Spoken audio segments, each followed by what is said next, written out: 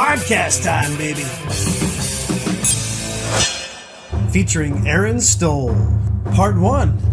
All right, everybody, welcome back again to the Mike Tech Studios podcast. This is Michael Midnight, continuing on our mini-series here for recruiting and staffing with a very special guest today, Erin Stoll. Erin is a technical recruiter. She also has a bachelor's in business admin from the University of Akron. Erin, how you doing? I'm good. How are you? I think we were talking about the weather earlier prior to the recording. I'm enjoying my shorts and beautiful weather in this cold time of the year. But you know what? I'm doing pretty good. I appreciate you asking. You have to rub it in.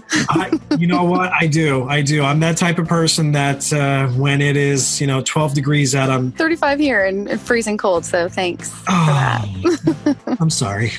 Moving on to hopefully happier topics. I always like to ask a lot of our recruiters and guests that I have on just what is it really about recruiting that made them want to get into the field in the first place? So I actually came from IT. So I had many years, 13 roughly, and I decided to stay home with my daughter. So for 3 years, I was at home with her, and then it was time for me to go back to work into the IT world and was not having any luck because I was off of work for so long. Employers see that I was off for 3 years, so they think, I'm not keeping up with technology, and they don't know that I had been.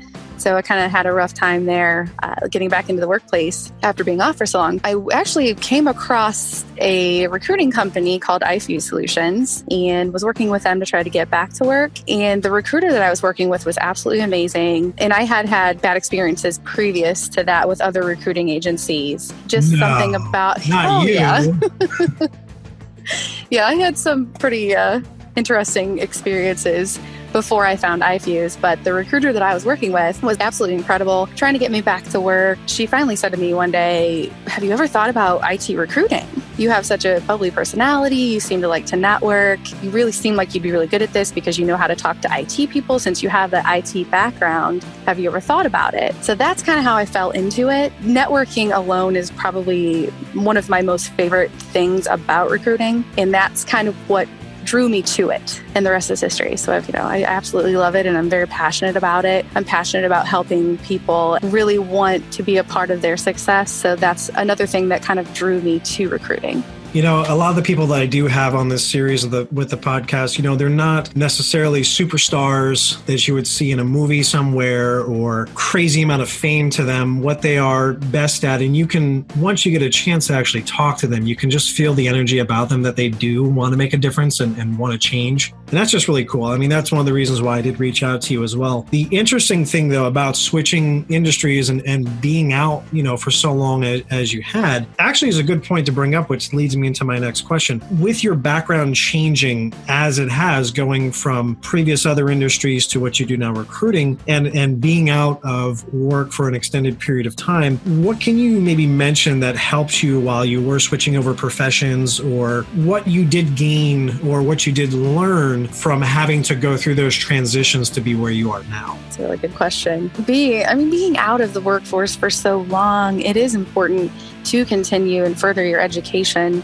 even if you're not working. I had really nothing to show for it. I was reading articles, listening to podcasts, things like that. But I was off stayed home with my daughter, but I also focused on networking through my music. So I kept in contact with professionals. Even though I wasn't working, I was able to focus on my music. Gotcha. And that really got you through for the networking process and being able to really turn that into what your career and direction is right now, which is recruiting, right? Yes, absolutely. Awesome. You have a very intense passion for obviously doing something rather artistic that you wouldn't necessarily normally hear a recruiter doing. I know we kind of already sort of introed into it, but do you care to share? Sure. So singing is my passion, country music specifically, kind of fell in love with it. I've been in rock bands off and on throughout the last however many years, and I kind of just fell into the country music scene, and very passionate about music, very passionate about really moving people with my music and with singing. So I kind of just fell into it, and it's just been something I've been in love with ever since I was a little girl. That's very cool. I don't know if I could see you being in a rock band and then having to go into your office and I need to apply for a job as an IT tech. I don't know if I can make that connection. That would be interesting though. Yeah, I don't really look like I'm a rocker. I'm more of a country singer with a closet rocker. Does that work? Does that sound? That sounds so wrong. It does. So, but okay, so music. So obviously you've been really passionate about your music, and that's something that has really driven you into, I mean, essentially what you do now, if you think about it, you're networking. Do you use your music in any way to, I don't want to say help recruit, but I mean, do you use any sort of stories or tactics or anything like that from your experience with singing and things like that? With my music, honestly, no, not at this point. Other than candidates can see on my LinkedIn profile that I am a Nashville singer-songwriter. And that does kind of attract them to me because I'm showing this a side of me that, I want them to know who I am. So I think I kind of earn that trust possibly. Sometimes people do want to talk to me because they notice, hey, she's a singer-songwriter. Is she a performer? I think that maybe that might be more inviting to them, and I could be easier to talk to. Well, you would hope so. I mean, yeah. I mean, again, I think recruiters, they're just known for not getting back to people. They complain about candidates ghosting on them. I think it's really been more of the other way around. At least that's just been my experience as a candidate. When you do hear certain things about a passion of somebody as a recruiter, I don't know, I would say hope. I know it sounds really kind of sad, but when you're out of work or you're looking for work, you start to get really stressed out. I mean, the first thing is mental fatigue and mental health. It can get to you. Basically, when you can reach out to them and know that they're listening, that authenticity, I think that's very valuable. And it's something that really is missing, I feel, just in my personal experiences with recruiters. A lot of people want to say that, hey, this is what they want to do, but do they actually follow through on it? It's kind of difficult to ghost your fans, especially being, a songwriter and a performer yourself. These are essentially the people that make it possible for you to appreciate doing what you do, because otherwise anybody could sing anywhere, Absolutely. I do have a passion for changing recruiting because I was on that other side and I had horrible experiences and I had recruiters that would go dark on me and wouldn't keep me in the loop. And I've been there, so I feel for the candidates. And because I'm so passionate about people and about helping people, just from my previous experiences, I gained that passion to want to change recruiting and really make it better for the candidates and make it better for recruiters too, because a lot of us have a very bad rap who don't have all those bad habits, who stay in contact, who truly want to help people find work. So if I can at least be a voice of change and actually do what I say I'm going to do, then hopefully I can help. Well, I think that's the whole point of actually doing it. You know what I mean? Yeah. It's not necessarily just the marketing about it, but we all get bummed out when we get something that's not as described. How many times have you bought something and then you realize this crap doesn't work, You just get really frustrated. So if you can have those people that actually help just optimize that process, it's good for everybody. And that's essentially why I'm doing these podcasts. It's a win-win for everybody. If it's a better experience for the candidate, it's a better experience for the recruiter. And then the whole process just gets sped up and it's just much more optimized.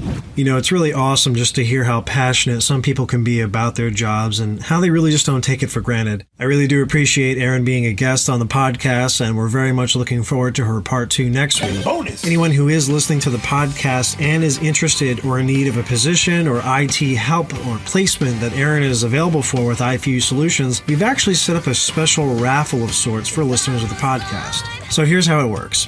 You connect with Erin on LinkedIn, letting her know that you've heard our podcast together. Also, look for Mike Tech Studios on Facebook, Twitter, Instagram, or YouTube. If you haven't subscribed or followed or shared our content recently, feel free to do that too. Using the hashtag #TheSingingRecruiter, send us at Mike Tech Studios a screenshot of this podcast and your horror or success story with a recruiter. You'll be entered into a drawing to win a great prize directly from Erin. 2 random winners will receive her latest album as a download code from iTunes. 2 random winners will receive an autograph signed by Erin herself, along with a download code for 1 song off of her latest album.